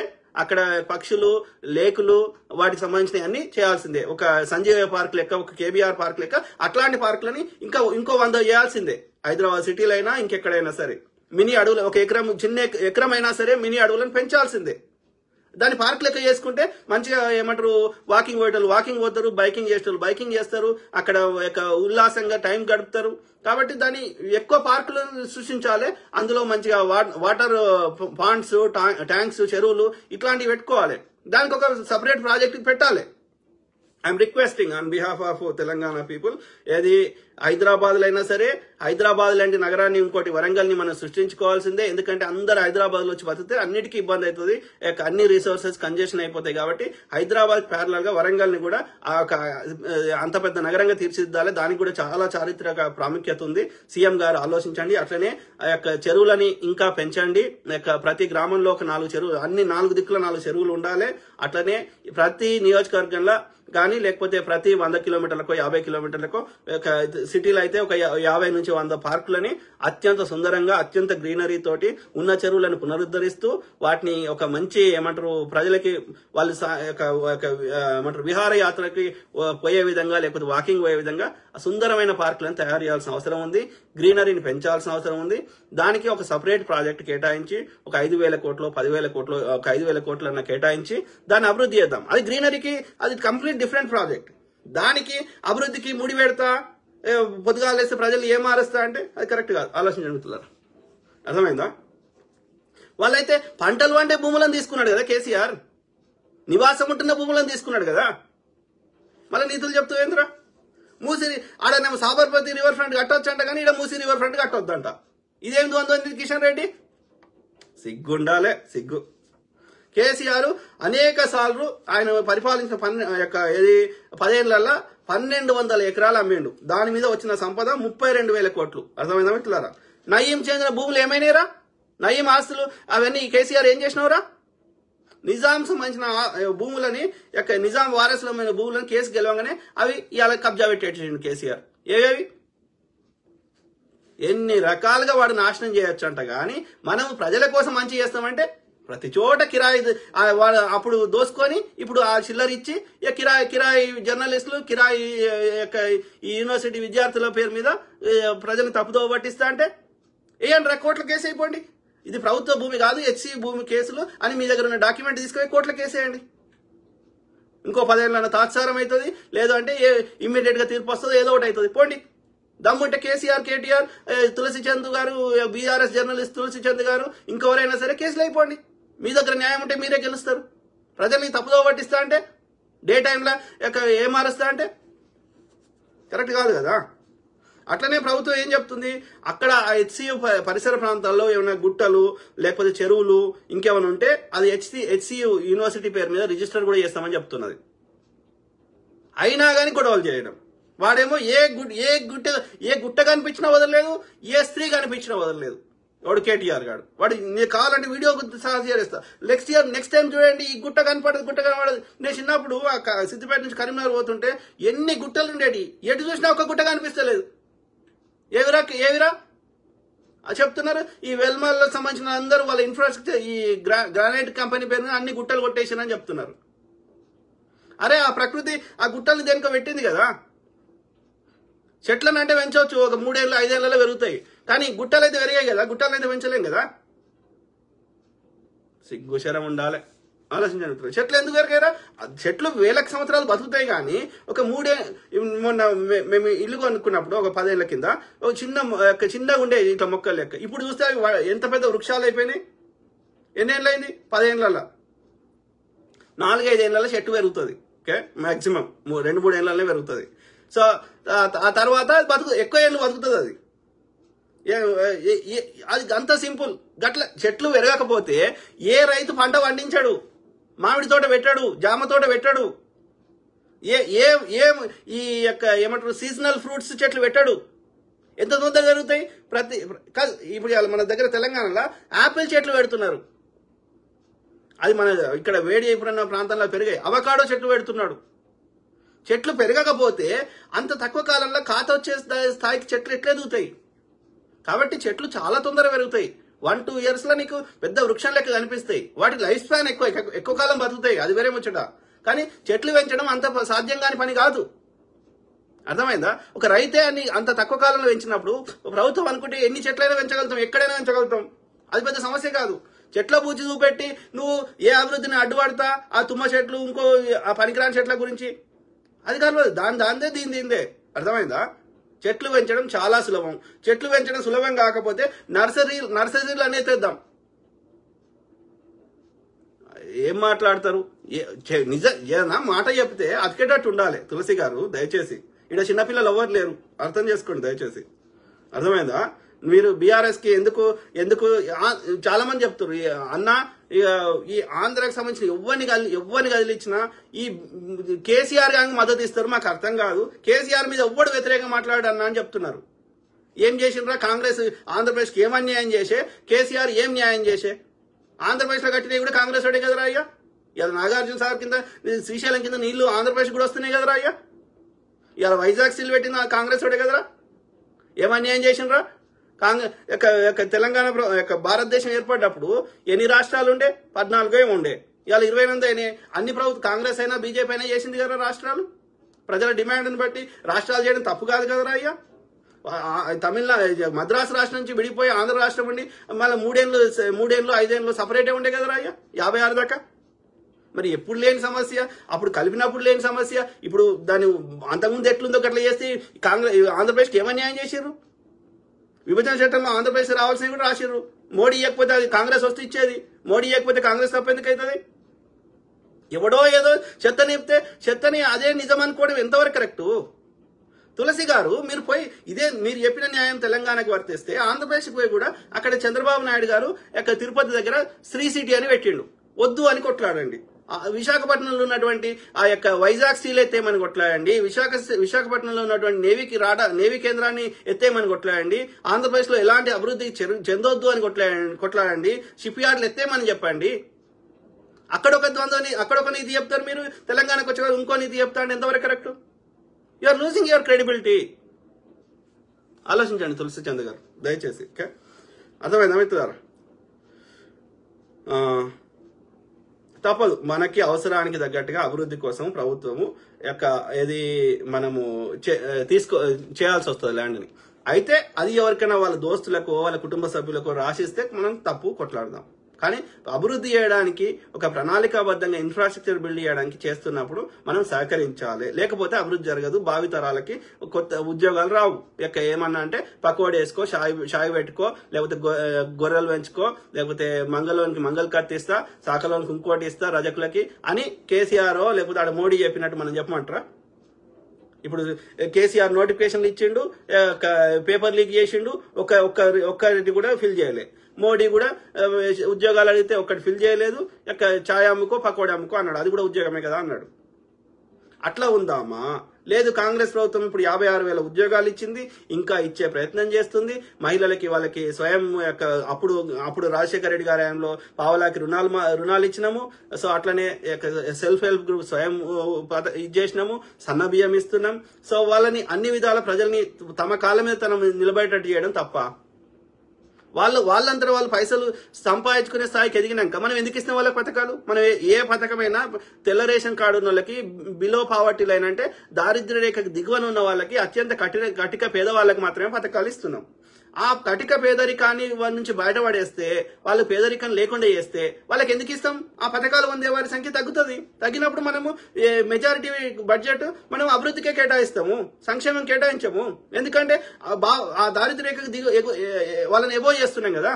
పేదరికాన్ని తగ్గించినప్పుడు పేదవాళ్ళ సంఖ్య తగ్గుతుంది. తగ్గినప్పుడు మనం ఇచ్చే పథకాల లబ్ధి చేకూరే వాళ్ళ సంఖ్య తగ్గినప్పుడు మనకి పైసలు ఎక్కువ మిగులుతాయి. ఆ మిగిలిన బడ్జెట్ ని మనం ఇంకా అభివృద్ధికి వాడుకుంటాం. కాబట్టి అది కావాలంటే అభివృద్ధి చేయాల్సిందే. అభివృద్ధికి అడ్డుపుల్లు వేస్తా అంటే చూస్తూ ఊరుకోం. మేము ప్రజలను ఎడ్యుకేట్ చేస్తాం తప్పకుండా.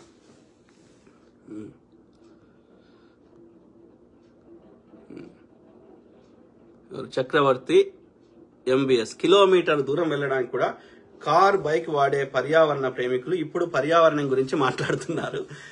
ఒక్కడి ప్రయాణానికి కూడా కారు మాత్రమే వాడే వాళ్ళు కాలుష్యం గురించి స్పీచ్లు ఇస్తున్నారు. Correct brother. ఈ పర్యావరణ పరిరక్షకులు రేపటి నుంచి ఎడ్ల బండి మీద ప్రయాణం చేయండి అయ్యా దయచేసి. Correct brother. కనీసం మీ పొగ వదిలే వాహనాలను కూడా కనీసం కాలుష్య పర్యావరణ రక్షణ ఉద్యమం కోసం ఆర్టీసీ బస్సులను వాడతారా చెప్పండి. ఈ వాట్సాప్ ఫేస్బుక్ లో ఉద్యమం చేసే వాళ్ళు అక్కడికి కిలోమీటర్ల దూరం నుండి అక్కడికి వెళ్లిన వాళ్ళు రేపటి నుండి కాలుష్య నివారణకు వాళ్ళ వంతుగా ఏం చేస్తారో కూడా చెప్తే ఎంతో బాగుంటుంది కదన్న. Correct brother. చక్రవర్తి ఎంవిఎస్ వాళ్ళకి ఏం లేదు బ్రదర్. బీజేపీ బీఆర్ఎస్ దగ్గర చిల్లర తీసుకున్నారు వీళ్ళు. ఓకే, వాడు అక్రమంగా దోసుకున్న సొమ్ము వీళ్ళు ఏం చేస్తున్నారంటే ఈ పెయిడ్ బ్యాచ్ కి ఇచ్చి వీళ్ళతోటి వీళ్ళు చిల్లరకు వాళ్ళ యొక్క వ్యక్తిత్వాన్ని వాళ్ళ క్యారెక్టర్ ని అమ్ముకుంటున్నారు. అంటే వీళ్ళు అదే వ్యభిచారాల్లో రకరకాల వ్యభిచారాలు, ఇదొక వ్యభిచారం అన్నట్టు. అర్థమైందా? ఈ చిల్లర కమ్ముడు వ్యభిచారం. కాలుష్య నివారణ కావాలంటే first thing public transportation improve చేయాలి. తర్వాత అన్ని ఎలక్ట్రిక్ వాహనాలే ఉండాలి. ఓకే, ఆ తర్వాత ఇక పబ్లిక్ ట్రాన్స్పోర్టేషన్ ఇంప్రూవ్ చేసి ఎలక్ట్రిక్ వాహనాలు వస్తే మరి పబ్లిక్ ట్రాన్స్పోర్టేషన్ పోతలేరు కదా. ఇప్పుడు ట్రైన్ పెట్టినా ఇంకోటి పెట్టినా బస్సు పెట్టినా అలా పోతలేరు కదా. ఇది కంఫర్ట్ ఉంటుంది కదా. మరి ప్రభుత్వం ఏం చేస్తుంది దానికి? మళ్ళీ వాళ్ళు వచ్చేసి నీతులు చెప్తా అంటే వెరీ అన్ఫార్చునేట్. తప్పుదో పట్టిస్తారు శ్యామ్, తప్పుదో పట్టిస్తారు. నువ్వు తప్పుదోవలో పడకు. మరి నీకు బీఆర్ఎస్ అంటే ఇష్టమో నాకు తెలియదు కానీ. కె సత్యనారాయణ తిడితే చదువను విషయం నేను చెప్పింది తప్పు అయితే నన్ను వ్యక్తిగతంగా తిట్టే బదులు నేను చెప్పింది తప్ప అన్నా ఇది కరెక్ట్ కాదు ఇదే కరెక్ట్ అని నాకు టైప్ చేయి, నేను చదువుతా. నన్ను వ్యక్తిగతంగా తిడుతున్నావా అంటే నేను చెప్పిన దాని దగ్గర నీ దగ్గర ఆన్సర్ లేదు. నేను సింపుల్ గా అడుగుతున్నా. అది హెచ్సి భూములు అయితే మీ దగ్గర డాక్యుమెంట్ తీసుకుపోయి కోర్టులో కేసేయండి. ప్రభుత్వము ఎక్కడ పడితే అక్కడ భూమి తీసుకోవడానికి ప్రభుత్వానికి హక్కు లేదు. ఇది ఎన్నోసార్లు ప్రూవ్ అయింది. మనము ఆ రైతులని బతిలాడి వాళ్ళకి సరైన కాంపెన్సేషన్ ఇచ్చి వాళ్ళని ఒప్పించి మనం తీసుకున్నాం భూములు ఏదైనా ప్రాజెక్టు కట్టాలంటే. లేదు అంటే ఆ కేంద్ర ప్రభుత్వ సంస్థ అధీనంలో ఉంటే వాళ్ళని బతిలాడి తీసుకున్నాం, వాళ్ళకి అగ్రిమెంట్ చేసుకొని. అంతేగాని వాళ్ళ భూమిని మనం గుంజుకునే హక్కు లేదు. అది సెంట్రల్ యూనివర్సిటీ క్లియర్ ఉంది. హైదరాబాద్ సెంట్రల్ యూనివర్సిటీ హెచ్సియు కేంద్ర ప్రభుత్వం అధీనంలో ఉన్న భూములను రాష్ట్ర ప్రభుత్వం ఎట్లా తీసుకోగలుగుతుంది? No, that's not possible. ఆ హెచ్సి యాజమాన్యమే 2004లో అది ప్రభుత్వానికి అమ్మేసింది. దానికి అమ్మేసింది లేదా ఇచ్చింది. దానికి కాంపెన్సేషన్ గా 397 ఎకరాల భూమిని ఆ గోపన్పల్లిలో ఆ యొక్క హెచ్సియు తీసుకుంది. కాబట్టి హెచ్సియుకి ఆ భూములకి బంధము 2004లోనే తెగిపోయింది. అప్పటి నుంచి 2004 నుంచి అవి తెలంగాణ ప్రభుత్వ భూములే. అప్పుడు ఉమ్మడి ఆంధ్రప్రదేశ్, ఇప్పుడు తెలంగాణ భూములే అవి, తెలంగాణ ప్రభుత్వ భూములు. ఆ ప్రభుత్వ భూములని ఒక దుర్మార్గుడైన కంపెనీ వానికి అప్పచెప్పిండు ఈ చంద్రబాబు నాయుడు. ఆ దుర్మార్గుడు వాడు అభివృద్ధి చేస్తలేడు, ఆ భూములను కొట్టేసే ప్రయత్నం చేస్తే ఇప్పుడు కాంగ్రెస్ ప్రభుత్వం, అప్పుడు కేసీఆర్ ప్రభుత్వం కొట్లాడలేదు, అప్పుడు చంద్రబాబు నాయుడు ప్రభుత్వం కావాలని ఇచ్చిండు. కానీ ఇప్పుడు కాంగ్రెస్ ప్రభుత్వం రేవంత్ రెడ్డి గారు కొట్లాడి ఆ భూములని వాడు ఫేక్ కంపెనీ ఉంది అని చెప్పి ఆ భూములను మనం తెచ్చుకున్నాం. సో 2014 నుంచి అవి తెలంగాణ ప్రభుత్వ భూములే. 2004 కంటే ముందు అవి హెచ్సియు భూములు. హెచ్సిఏ ఇచ్చేసింది లేదా అమ్మేసింది, సింపుల్. దానికి కాంపెన్సేషన్ గా 397 ఎకరాల భూమిని గోపన్పల్లిలో హెచ్సియు తీసుకుంది. హెచ్సియు పేరు మీద అవి రిజిస్టర్ అయి ఉన్నాయి. కాబట్టి ఇంకా హెచ్సియు అని ప్రజల్ని ఫేక్ ఉద్యమాలు చేస్తా అంటే అరెస్ట్ చేసుడే, అంతే, తప్పదు. వీడు టీడీపీ వానికి ఇక్కడేం పనిరా, సర్నాల ఎలమదు.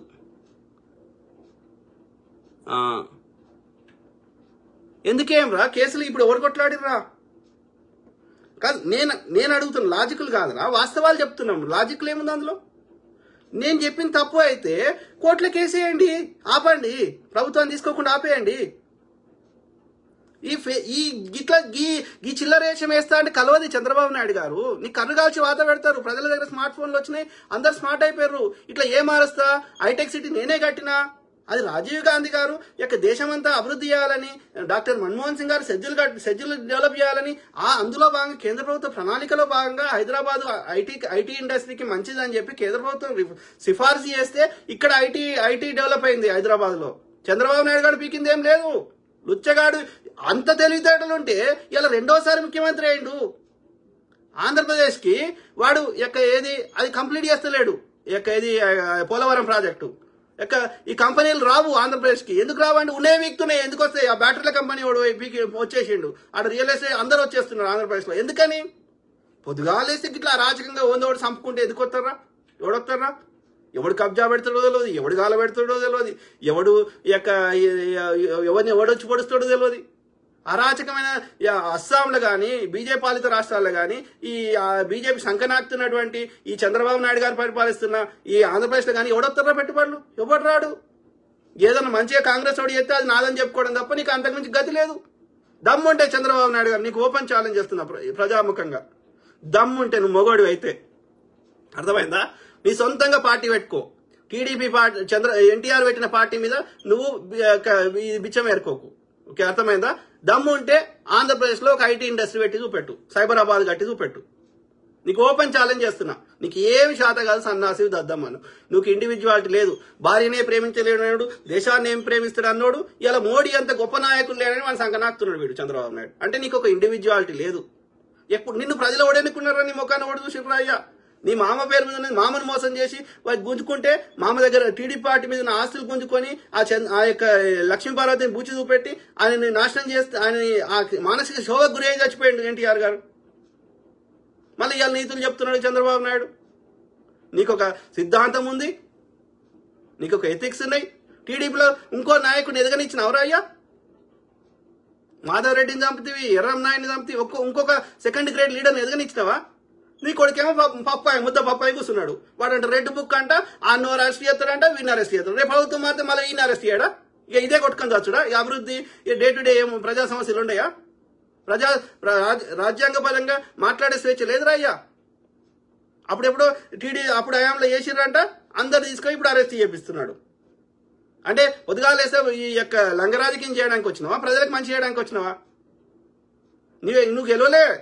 ఆ మోడీ అప్పుడు ఈవీఎంలలో మోసం చేసి అప్పుడు జగన్ గెలిపించిండు, ఇప్పుడు చంద్రబాబు నాయుడు గెలిపించిండు. కానీ అంతకుమించి నీ సొంతంగా ఎవడు గెలవలే. గలీజ్ నా కొడుకులు. వీడు వచ్చేసి నన్ను తిడుతున్నాడు, సర్నాల ఎలమందు అంట. టీడీపీ అని ఫోటో పెట్టుకున్నాడు. తెలంగాణ నాశనం చేశారు కదరా. తెలంగాణలో లక్షల ఎకరాలు దొబ్బేశారు కదరా. ఇలా Banjara hills, Jubilee hills, Nanakram కూడా ఏవిరావి భూములని ఎవరిరా? మీరు సొంతంగా కష్టపడి తెచ్చుకున్నారా? అన్ని ఉమ్మడి ఆంధ్రప్రదేశ్ కింద ఉండి అన్ని కబ్జాలు పెట్టేశారు కదా. ఇవాళ రీతులు చెప్తున్నారు. అవన్నీ గుంజుకుంటాం, ఇట్లనే చేయరు. అవన్నీ కూడా గుంజుకుంటాం. ఇచ్చి నా కొడుకులు ఇట్లనే ఇబ్బంది పెడితే, మా దగ్గర అభివృద్ధి చేయకుండా చేస్తే అప్పుడు మీ పేరు మీద ఏమేమి ఎవరెవరికి రాసిచ్చారో ఉమ్మడి ఆంధ్రప్రదేశ్ ఈ చంద్రబాబు నాయుడు గారు అవన్నీ గుంజుకుంటాం. బిల్లీరావు బొల్లిరావు గాడు వాడు బిల్లీరావు గాడు, నువ్వు బొల్లిరావు గాడు. బోయాజ్ బెట్టింగ్ యాప్లు, డేటింగ్ యాప్లు, ప్రధాన గేమ్ల యాప్లు, వీటితో దేశ సంపద మొత్తం ఆవిరైపోతుంది సార్. కొన్ని కోట్ల సంపద. Correct brother. దానికి ఏం చేయాలి నువ్వు చెప్పు, కామన్ సెన్స్ ఆలోచించు. ఏం చేయాలి? సోర్స్ని కొట్టాలనా? మధ్యలో ఎవడో గిది చూడు అంటే నువ్వు చూస్తావా? నేను చెప్తా, నేను 100 చెప్తా, చేస్తావా నువ్వు? నీకంటూ సొంత ఆలోచన లేదా? పొద్దుగాలేస్తే తాగు బ్రదర్ అని నేను చెప్తే నువ్వు తాగుతావా? పొద్దుగాలేస్తే ప్రతి స్త్రీతోటి కనబడిన స్త్రీ అందరిని వెనకాల పడు అంటే పడతావా? నీకంటూ కామన్ సెన్స్, గడ్డి తిను అన్నం తినక అంటే తింటావా? నీకంటూ కామన్ సెన్స్ ఉంది కదా.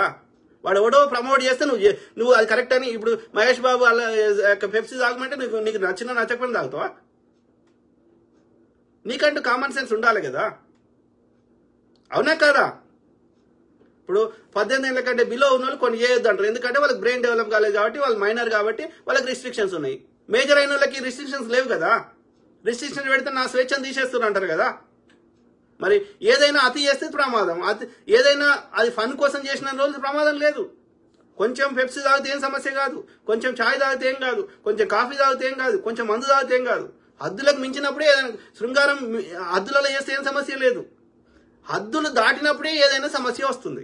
ఏదైనా ఇప్పుడు వినోదం కోసం ఆడుకుంటే ఏం కాదు. ఇప్పుడు అమెరికాలో క్యాసినోలు ఉన్నాయి. ఎప్పుడో ఒకసారి ఫ్రెండ్ వచ్చిండు, అట్లా ఒక $50 $100 పోతే ఏది కొంచెం ఒక గంట టైం పాస్ అవుతుంది, ఒక డిఫరెంట్ ఫన్ కోసం అంటే ఏం తప్పు కాదు. ఇంకా ఉన్న పైసలు అన్నీ తీసుకొని అలానే పెట్టి అలా పైసలు వస్తాయి ఏమైనా ఆడితే పోతాయి. అది అది అది ఏమంటారు, అది యొక్క ఫన్ కోసం అప్పుడప్పుడు వినోదం కోసం చేస్తే ఏ తప్పు కాదు. అది ఏమంటారు, వ్యసనంగా మారినప్పుడే సమస్య వస్తుంది. ఏదైనా అది మంచిదైనా, మంచి వ్యసనమైనా, చెడు వ్యసనమైనా అది తప్పే. ఇప్పుడు దానం చేస్తే ఆయన ఉన్నాడు, ఏది ఆయన ₹100 సంపాదిస్తే ₹10 దానం చేస్తే ఏం తప్పు కాదు. ఉన్న ₹100 తీసుకొని మొత్తం దానం చేస్తే మరి ఇంట్లో లేని తినాలి. అది మంచి అయినా చెడైనా. అందుకే బుద్ధుడు ఏం చెప్పిండంటే మధ్య మార్గము ఉత్తమం అని చెప్పిండు. ఎందుకంటే ఆయన అన్ని విధాల ప్రకృతి సంబంధించిన ధర్మాలని ఆయనకున్నటువంటి ధ్యానం చేసి ఆయన యొక్క ఎన్లైటన్ అయిపోయి ఆ సిద్ధార్థుడి నుంచి బుద్ధుడిగా మారిన తర్వాత, జ్ఞానం వచ్చిన తర్వాత ఆయన తెలుసుకున్నది చెప్పిండు. మధ్య మార్గమే ఉత్తమమురా అని చెప్పిండు. కాబట్టి anything in moderation is good. Anything good, అది మంచిది అన్నా చెడ్డదు అన్నా అతి చేసినప్పుడు అది చెడ్డదే. అతి దానం చెడ్డదే, అతి శృంగారం చెడ్డదే, అతి జూదం చెడ్డదే. కాబట్టి do in moderation. If you don't want do it, don't do it at all. నీకు నచ్చకపోతే చేయకు. కానీ ఎవడైనా ఏమైనా చెప్పితే మనకంటూ సొంత ఆలోచన ఉంది కదా. ఒకవేళ అది నిజంగా తప్పు అయితే దానికి బ్యాన్ చేయి. బెట్టింగ్ కంపెనీలను బ్యాన్ చేయి, డ్రగ్స్ని బ్యాన్ చేయి, ఆల్కహాల్ బ్యాన్ చేయి, ఆ కంపెనీలను మొత్తానికి తీసేయి. అప్పుడు వీడు ప్రమోట్ చేయడు కదా. కానీ సోర్స్ని అట్లనే ఉంచి విదేశాల నుంచి డ్రగ్స్ మన దేశంలోకి షిప్పుల ద్వారా వచ్చేటట్టు చేసేసి అన్ని చేసి వీళ్ళకి రావాల్సిన వాటాలు వీళ్ళు తీసుకొని కింద స్థాయిలో ఉన్నటువంటి ఎవడో ప్రమోట్ చేసిన కింది స్థాయిలో ఉన్న పురుగును పట్టుకొని వీడే చేసిండు. వీడు చెప్తే, శివజ్యోతి చెప్తే విదేశాల నుంచి మన దేశంలోకి డ్రగ్స్ వస్తున్నాయా లేకపోతే ఇంకోటి బెట్టింగ్ కంపెనీలు వస్తున్నాయా? శివజ్యోతి నిర్ణయం చేసే స్థానంలో ఉందా? పెద్ద వాటాలు ఎవరికి వస్తున్నాయి? ఎవరు ఆ డ్రగ్స్ దేశంలోకి రాణిస్తున్నారు? అవి రావద్దు అని అడ్డుకునే శక్తి మోడీకి లేదా? చెప్పండి. ఆ యొక్క బెట్టింగ్ యాప్లని బ్యాన్ చేసే శక్తి రాష్ట్ర ప్రభుత్వాలకు కానీ కేంద్ర ప్రభుత్వానికి లేదా? ఒక్క సెకండ్లో టిక్ టాక్ని బ్యాన్ చేయగలిగిన మోడీ గారు చైనా వస్తువులను బ్యాన్ చేయాలి, ఇంపోర్ట్ చేస్తున్నాడు. కానీ చైనాకి మేక్ ఇన్ ఇండియా అని చెప్పి చైనా వస్తువులను ఇంపోర్ట్ చేస్తాడు. కానీ టిక్ టాక్ని ఒక్క నిమిషంలో బ్యాన్ చేయగలిగినప్పుడు ఈ బెట్టింగ్ యాప్లను బ్యాన్ చేయడం మోడీకి ఎంతసేపు అని? సోర్స్ని కొట్టకుండా కింద పొరగాలను పట్టుకొని వీడేదో ప్రమోట్ చేసిండు, అది కూడా 3 ఏళ్ల కింద ఎప్పుడో ప్రమోట్ చేసిండు, తెలుసో తెలియకో చేసిన వాళ్ళని ఈ పొరగాలను పట్టుకొని అంత తెలంగాణలో తప్పులు చేసిర్రా? ఇమ్రాను, శివజ్యోతి అందరు తెలంగాణలో చేసిర్రా? ఇక ఆంధ్రప్రదేశ్లో ఎవరు ప్రమోట్ చేయలేదా? తెలంగాణలో కూడా మిగతా వాళ్ళు ప్రమోట్ చేయలేదా? ఆమె BMW, శివజ్యోతి BMW కారు కొనుక్కుంటే అన్వేషకు వచ్చిన బాధ ఏంది? అన్వేషణ కొనుక్కొని వద్దంటుందా శివజ్యోతి? నేను సపోర్ట్ చేస్తాను శివజ్యోతికి. ఆమె పక్కా బీఆర్ఎస్. ఆమె మెయిన్ సోర్సు ఇది కాదు. నాకున్న పరిజ్ఞానం ప్రకారం ఆమె బెట్టింగ్ యాప్ల మీద సంపాదించింది చాలా తక్కువ. ఆమె చేస్తుంది హైదరాబాద్ ఇవాళ సోకాళ్ళు జర ఎంతో అంతో అందంగా ఉన్నారో పేరున్న చాలా మంది, అందరిని అంటలేను, చాలా మంది మెజారిటీ అమ్మాయిలు ఎట్లా సంపాదిస్తారో అందరికి తెలుసు. అది ఓపెన్ సీక్రెట్. వాళ్ళు చేస్తుంది హై క్లాస్ వ్యభిచారం, ప్రాస్టిట్యూషన్, సింపుల్. అట్లా సంపాదిస్తారు వాళ్ళు. ఈ ప్రమోషన్ల మీద వాళ్ళ ఇంటికి మందం కావు ఈ పైసలు. అర్థమైందా? వాళ్ళకి అంత పేరుండి ఒక్క నైట్ వండుకుంటే, ఒక గంట వండుకుంటే 1000 లక్షలు వస్తాయంటే, లక్ష రూపాయలు గంటకి ఇస్తా అంటే, అది ఈ బెట్టింగ్ యాప్లకి ఎందుకు టైం వేస్ట్ చేసుకుంటుందిరా? సుఖం వచ్చే పైసలు వచ్చాయి. దాన్ని పొద్దున్న సబ్మిట్ కట్టుకుంటే అయిపోయా. మొగడే తీసుకొని తిప్పుతా అంటే ఏమనుకు వచ్చిందిరా సమస్య? నీకు మామూలు స్త్రీలకు ఇస్తారు, అయ్యారు కదా, పేరున్న దానికి ఇస్తారు కదా. Common sense. Telangana Shyam Pagidipalli. Aparna My Home Jayabheri Om Sriram. ఎటువంటి వ్యాపారస్తులకు ప్రభుత్వ భూములు కట్టబెట్టాలా? వాళ్ళంతా అదే బ్రదర్, ఎవరికి కట్టబెట్టినా అందులో ఏం కడుతున్నారు అనేదే ముఖ్యం. ఓకే, అందులో యొక్క ప్రజా ప్రయోజనాలకు సంబంధించిన ఏమైనా కట్టకపోతే ఐటీ కంపెనీలో ఇంకేమైనా రేవంత్ రెడ్డి గారు ఇప్పుడు సీఎం గారు అసెంబ్లీ సాక్షిగా చెప్పినటువంటి అభివృద్ధి కాకుండా అలా ఏదో జూదమాడేటివో ఒక ప్రైవేట్ వ్యక్తులకు ఏమైనా ఇస్తే తప్పకుండా కొట్లాడదాం. అది తెలంగాణ ప్రజలందరి భూములు, తెలంగాణ ప్రజలందరికీ హక్కు ఉంది. హెచ్సీ విద్యార్థులకు సంబంధం లేదు. అది ఆ యొక్క హెచ్సీలో అది సెంట్రల్ యూనివర్సిటీ, అక్కడ నార్త్ ఇండియన్స్ అనేక రకాల వాళ్ళు వచ్చి ఉంటారు. సో ఆ పిల్లలకి ఈ యొక్క వాళ్ళ చదువుల మీద ఫోకస్ చేయాలి. వాళ్ళకి ఇక్కడ తెలంగాణలో ఉన్న విషయాల మీద అవగాహన లేదు. సో వాళ్ళని డిస్టర్బ్ చేయొద్దు. హెచ్సీ విద్యార్థులు మీరు చదువుకోండి. ఇది తెలంగాణ ప్రభుత్వం భూములు. ఓకే, హెచ్సీకి సంబంధించిన భూములు కాదు. ఇది తెలంగాణ ప్రభుత్వ భూములని రేవంత్ రెడ్డి గారు ఆ యొక్క పత్రికాముఖం కానీ లేకపోతే అసెంబ్లీలో కానీ ప్రకటించిన విధంగా దాన్ని డెవలప్మెంట్ కోసము, తెలంగాణ అభివృద్ధి కోసము, ఉద్యోగ కల్పన కోసం కాకుండా తన అన్నకో తమ్మునికో ఇచ్చేసి ఫేక్ అట్లా చేస్తే, ఓకే, రియల్ గా డెవలప్మెంట్ చేయక చేస్తే తప్పకుండా కొట్లాడదాం. అది ఎవరికి ఇచ్చిండ్రు, ఇచ్చినాక ఒక 6 నెలలకో ఏడాదికో అక్కడ ఏమీ మేజర్ అభివృద్ధి జరుగుతలేదు అంటే ఆ వాస్తవాలని బయటకు తెద్దాం. తప్పకుండా రేవంత్ రెడ్డి గారిని ప్రశ్నిద్దాం, కొట్లాడదాం. కానీ అభివృద్ధి అది దేని మీద ఇచ్చిర్రు? ఎవరు ఇండివిజువల్ రాసి ఇచ్చిర్రా? ఇప్పటివరకు అయితే దానికి ఎవరికి వ్యక్తులకైతే ఇప్పటివరకు రాసియలేదు. తెలంగాణ ఇండస్ట్రియల్ ఇన్ఫ్రాస్ట్రక్చర్ కార్పొరేషన్, తెలుగులో ఏమంటారు? తెలంగాణ పరిశ్రమల, అదేవిధంగా ఇన్ఫ్రాస్ట్రక్చర్ ఏమంటారు? ఇన్ఫ్రాస్ట్రక్చర్ అంటారు. పరిశ్రమల మరియు ఇన్ఫ్రాస్ట్రక్చర్ అభివృద్ధి కోసం ఏర్పరిచిన కార్పొరేషన్ కి ఇవ్వడం జరిగింది. వాళ్ళ పని ఏంది? తెలంగాణలో అభివృద్ధి చేయడం. నిజమైన కంపెనీ ఆడ ఐటీ కంపెనీ పెడుతుందో ఇంకో కంపెనీ పెడుతుందో అంటే ఇస్తారు. ఎవరిని పడుతుంది వాళ్ళకి ఇయ్యరు. ఇచ్చినాక ఒక 6 నెలలు ఏడాది ఆగినాక అక్కడ ఎలాంటి అభివృద్ధి చేయకపోతే ఆ డేటా తీసుకొద్దాం. ఏం రేవంత్ రెడ్డి గారు ఇది కబ్జా పెట్టడానికి నీ దోస్తుకి ఇచ్చినావా అని కొట్లాడదాం. ఆల్లేదు సూర్లేదు కొడుకు పేరు సోమలింగం అన్నట్టు ప్రతిదానికి అడ్డుపడతా అంటే మన క్రెడిబిలిటీ పోతుంది. వాళ్ళకి టైం ఇవ్వాలి, వాళ్ళని చేయనియాలి. తర్వాత నువ్వు చెప్పినట్టు ఒక ఏమంటారు మై హోమ్ వానికి రాసిస్తేనో లేకపోతే చిన్న జీర్గానికి రాసిస్తే కొట్లాడదాం. ఇప్పటివరకు వారికి రాసియలే కదా. ఆలోచించాం ప్లీజ్. Don't get fooled. ఈ తులసి గారు ఏంటంటే ఆమె ఒక పర్టికులర్ కమ్యూనిటీ చెందిన ఆమె కాబట్టి ఆమె యొక్క విశ్వాసాన్ని ఏర్పరచుకుంది. ఎందుకు ఏర్పరచుకోగలిగింది అంటే ఒకటి అమ్మాయి, రెండోది యొక్క బడుగు బలహీన వర్గాలకు చెందిన అమ్మాయి. దాంతో పాటు ఆమె మనం బీజేపీని మంచిగా సామాన్యకు అర్థమయ్యే భాషలో point to point with data చెప్పి ఎక్స్ప్లెయిన్ చేయడం వల్ల ఆమె మీద మనకు అభిమానం ఏర్పడ్డది. ఆ అభిమానాన్ని ఆమె మిస్యూజ్ చేస్తా ఈ యొక్క కాంగ్రెస్ ప్రభుత్వాన్ని ఎలాంటి అభివృద్ధి చేయకుండా బీఆర్ఎస్ కి సంకనాకే విధంగా ప్రవర్తిస్తా అంటే, అభివృద్ధికి అడ్డుపడతా అంటే ఎందుకు కోరుకుంటాం? నేను క్లియర్ ఓపెన్ గా అడుగుతున్నా. దేశమంతా ఇథనాల్ ప్లాంట్లు ఉన్నప్పుడు, ప్రపంచమంతా ఉన్నప్పుడు ఎక్కడ ఏ దేశ ప్రజలకు కానీ ఏ రాష్ట్ర ప్రజలకు కానీ ఎక్కువ ఇథనాల్ ప్లాంట్లు మన భారతదేశంలో ఎక్కడున్నాయి? మహారాష్ట్రలో. ఎక్కువ రైతులు ఎక్కువ మంది పండించేది పంటలు వినూత్నంగా పండించేది ఎక్కువ ఫార్మింగ్ మహారాష్ట్రలో జరుగుతుంది. మహారాష్ట్ర పెద్ద రాష్ట్రం అని చాలా రాష్ట్రాలతో కంపేర్ చేస్తే, మన తెలంగాణతో పోలిస్తే ఒక 3-4 అంతలు పెద్దగా ఉంటుంది. మరి అక్కడ అన్ని 16 ఉన్నాయి ఇథనాల్ ప్లాంట్లు. ఎక్కడ ఏ సమస్య లేని తెలంగాణలో ఆదిలాబాద్ లో పెడదామంటే ఈ అమ్మాయికే సమస్య, మహబూబ్నగర్ లో పెడదామంటే ఈ అమ్మాయికే సమస్య. Are you not misleading the people? అమాయక ప్రజల్ని తప్పుదో పట్టిస్తలేవా? నువ్వు చెప్పు శ్యామ్. ఒక చిన్న విగ్రహంతో రామలింగేశ్వర గుడి అని ఆ అడవిలో ఒక చిన్న ఒక విగ్రహం ఉంది. ఆ విగ్రహం పేరు మీద 3000 ఎకరాలు ఎట్లా ఉంటుందో నాకు చెప్పు. నువ్వు కామన్ సెన్స్ యూజ్ చేసి చెప్పు. ఆ గుడి మీద ఉన్న భూమిని అంటే తెలంగాణ ప్రభుత్వం గుంజుకుంటుందంట. గుంజుకొని ఏం చేస్తుంది? రేవంత్ రెడ్డి వాళ్ళ తమ్మునికి అన్నకి 7 తమ్ముళ్ళు ఉన్నారు కదా, 7 జగదీష్ రెడ్డి ఇంకో ఆయన ఎవరెవరికో వాళ్ళకి ఇచ్చేసిండా.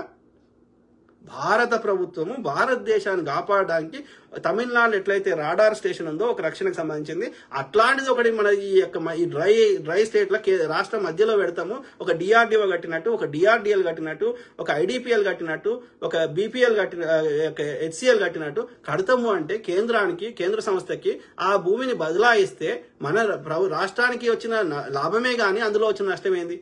రేవంత్ రెడ్డి తన స్వార్థ ప్రయోజనాలకు వాడితే కొట్లాడదాం అంటే ఎలాంటి అభివృద్ధి జరగద్దా తెలంగాణలో? అవన్నీ చేయకపోతేనే ఇలా హైదరాబాద్ ఈ స్థాయికి వచ్చిందా? ఎన్ని కేంద్ర సంస్థలు కాంగ్రెస్ ప్రభుత్వం అప్పుడు ఇందిరాగాంధీ గారిని బతిలాడి మనం తీసుకొచ్చినాం. ఇలా పటాన్చేరు ఇండస్ట్రియల్ ఏరియా ఎట్లయింది? ఇక్రిసాటి అడికెళ్ళి వచ్చింది.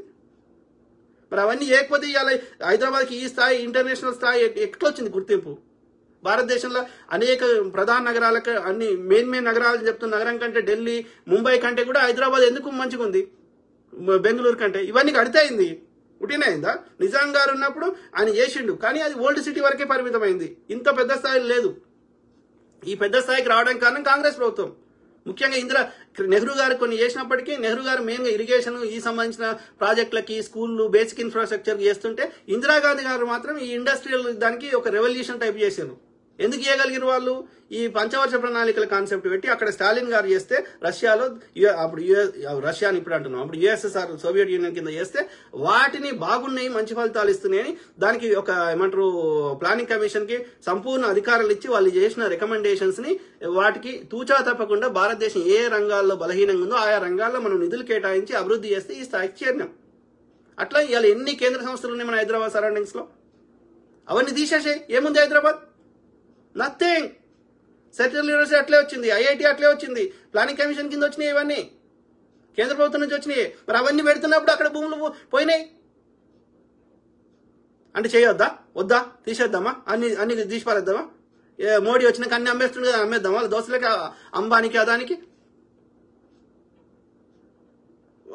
రేవంత్ రెడ్డి ఆయన స్వార్థ ప్రయోజనాలు వాడినప్పుడు కొట్లాడదాం. లేదు ఇక చంద్రబాబు నాయుడు గాని లెక్క బిల్లి రావుకో ఇంకో బొల్లి రావుకో ఇస్తే కొట్లాడదాం.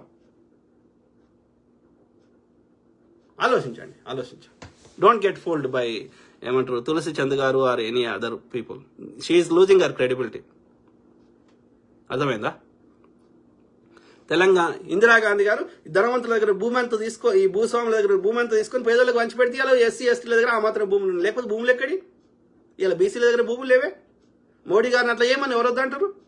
ఆ కమ్యూనిస్టు కొట్లాడి వాళ్ళు భూములు పంచిపెడితే ఇలా భూములు వచ్చినాయి ఎస్సీ ఎస్టీలకి, లేకపోతే ఎక్కడి భూములు?